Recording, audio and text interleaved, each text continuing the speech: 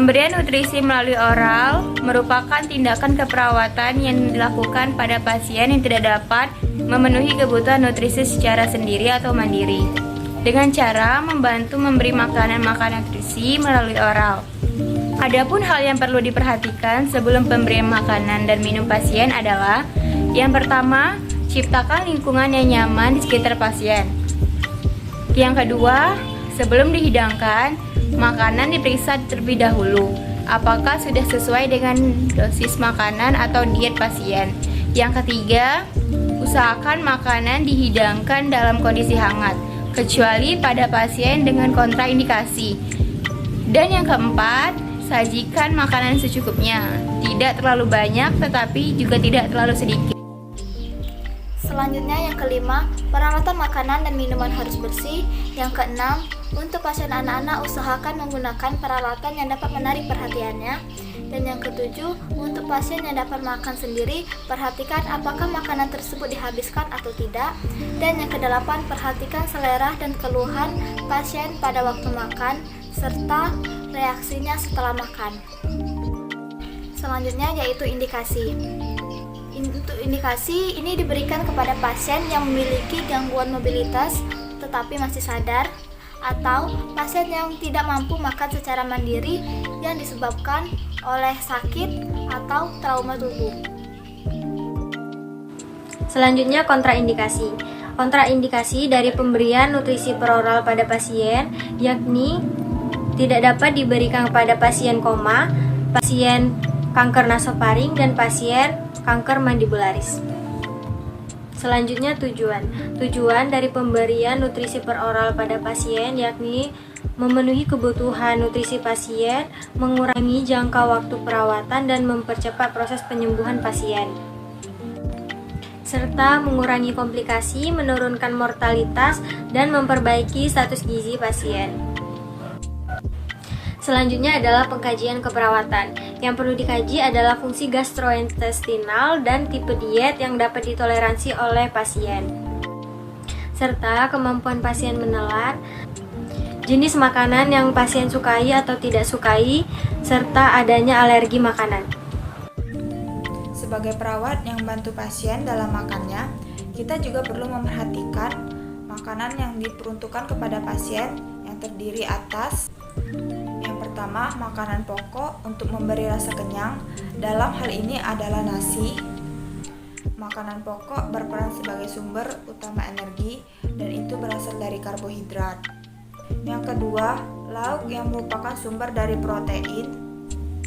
Lauk sebaiknya terdiri atas campuran lauk hewani dan nabati.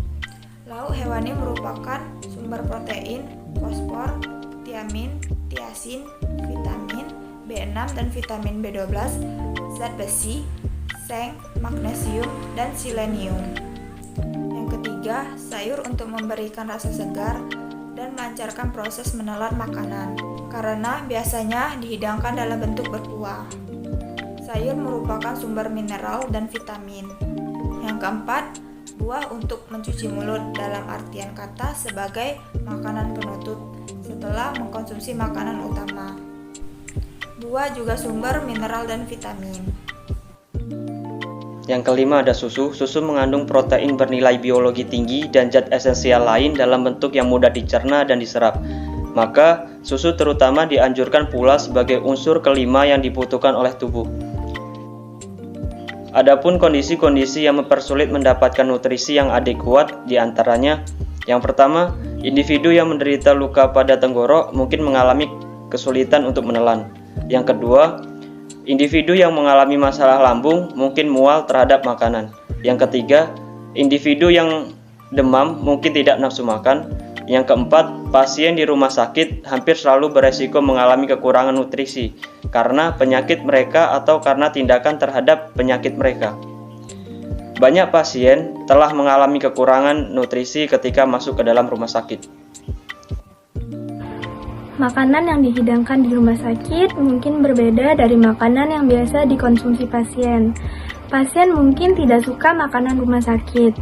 Makanan mungkin dihidangkan pada waktu ketika pasien tidak biasa makan dan ketika mereka tidak merasa lapar. Pasien sering mendapat diet khusus di rumah sakit untuk membantu terapi penyakit mereka. Sebagai contoh, individu yang mengalami masalah jantung biasanya mendapat diet rendah garam. Pasien mungkin tidak suka perubahan pada diet tersebut.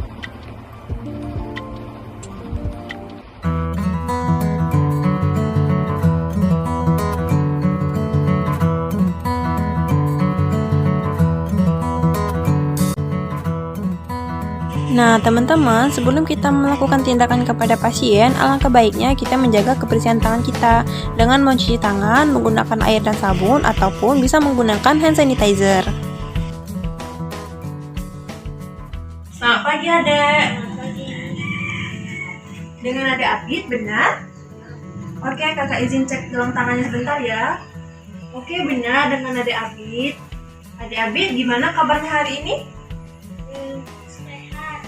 Sehat, alhamdulillah ya. Baiklah, Adek Abid, perkenalkan kakak Narsiasa selaku perawat yang bertugas dari pagi hingga siang hari nanti. Baiklah, Adek, di sini kakak ingin membantu Adek makan ya. Tujuannya untuk memenuhi nutrisi pada diri Adek agar tubuh Adek sehat dan kuat. Bagaimana Adek? Apakah Adek bersedia? Bersedia. Baiklah, Adek. Kita makan hari ini sekitar 5-10 menit ya. Baiklah, Dek, apakah ada pertanyaan? Oke, tidak ada ya, langsung saja ya kita makan. Oke, kakak bantu. Sebelumnya, apakah posisi Adek sudah nyaman seperti ini? Atau mau kakak bantu ke posisi yang lebih nyaman? Mau duduk ya, Dek? Oke.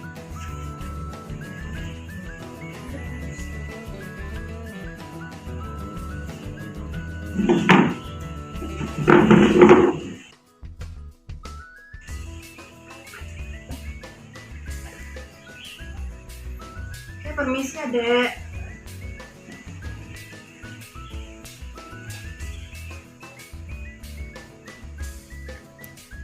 Kita cuci tangan dulu ya.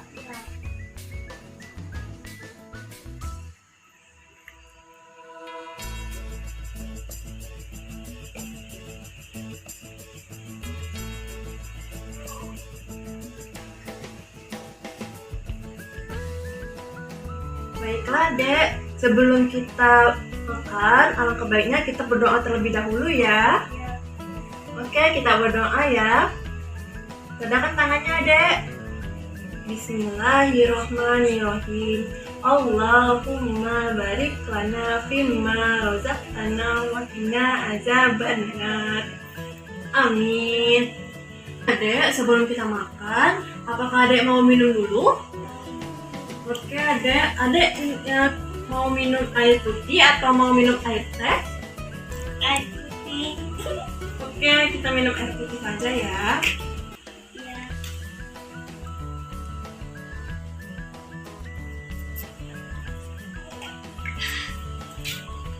Baik, Adek. Jadi menu kita hari ini ada sayur sop, ada telur ceplok, dan juga ada air putih dan buah apel. Baik, Adek, kita makan ya. Adek mau makan yang mana dulu? Mau makan telurnya dulu? Atau sayur sopnya dulu? Atau digabung saja? Telurnya dulu. Oke, makan telurnya dulu. Mau telurnya dicampur nasi atau telurnya saja dulu? Dimasak dulu. Oke.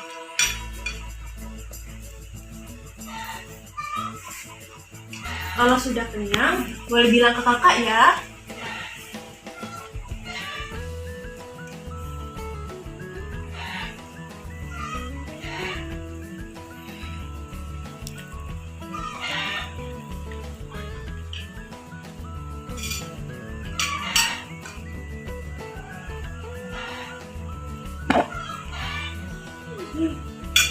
Baik, Adek, mau makan lagi atau sudah kenyang?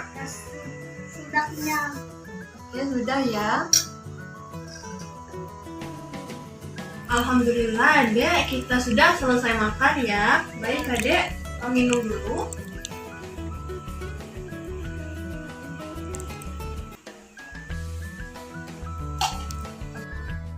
Adek mau kumur-kumur dulu. Oke, kita kumur-kumur dulu ya.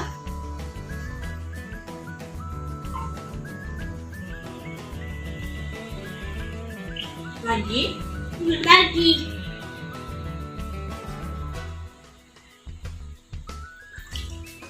Udah. Oke, sudah.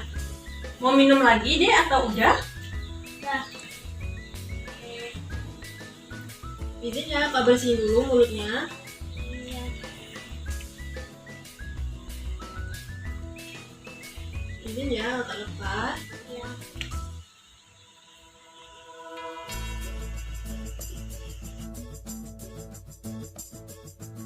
Baik, Adek, kita cuci tangan lagi ya.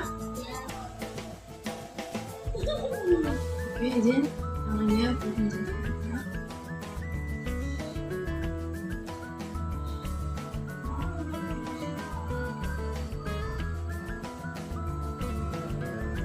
Baiklah, makan pagi kita hari ini sudah selesai ya. Baiklah, Dek. Alangkah baiknya kita mengucap lafaz hamdalah atau alhamdulillah sebagai ungkapan rasa syukur kita kepada Allah. Baiklah, sama-sama kita mengucap alhamdulillah ya, Dek. Alhamdulillah. Baiklah, Dek, tindakan kita sudah selesai. Bagaimana, Dek, perasaannya sudah makan? Apakah sudah kenyang, sudah enak badannya? Sudah kenyang. Oke, alhamdulillah sudah kenyang ya, Dek. Baiklah, apakah posisinya sudah nyaman seperti ini? Oke, baiklah, Dek. Karena sudah nyaman, Kakak permisi dulu ya, Dek. Kalau Adek butuh bantuan, Adek boleh minta tolong orang tuanya untuk manggil Kakak, atau Adek boleh pencet bel yang ada di dekat tempat tidur Adek. Baiklah, Dek, Kakak permisi ya. Semoga Kakak sembuh, Dek. Assalamualaikum.